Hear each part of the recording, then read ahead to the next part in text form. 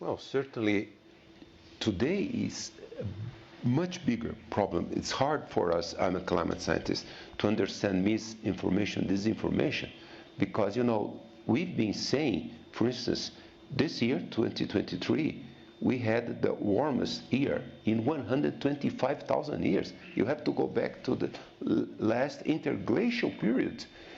All the record-breaking climate extremes.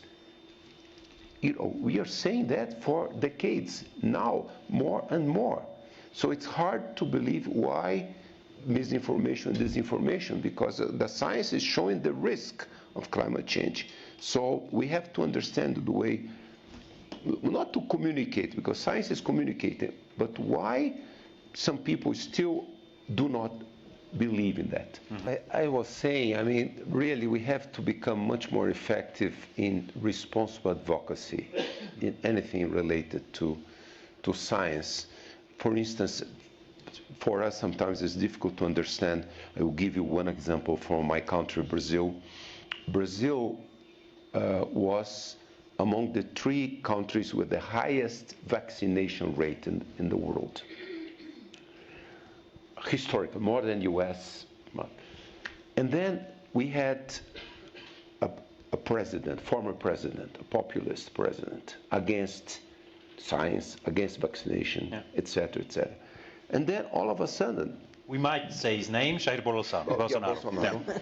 Yeah. It's hard to believe, but during those years, Brazil had, I think, the 3rd highest mortality for the COVID pandemic. More than 1 million people died. A lot of people did not take vaccination. And now to 2023, with the new government in Brazil, also only 70% of the people took vaccination. Children much less, 25%. So, even the president was not re-elected, but it seems that the erosion of trust in science is continuous. Mm-hmm. I'm giving the example of vaccination.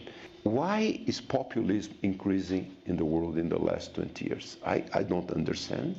Mm-hmm. Many countries like US, Brazil, and many other countries we are electing populists, mostly far extreme right wing, but also left wing extremists.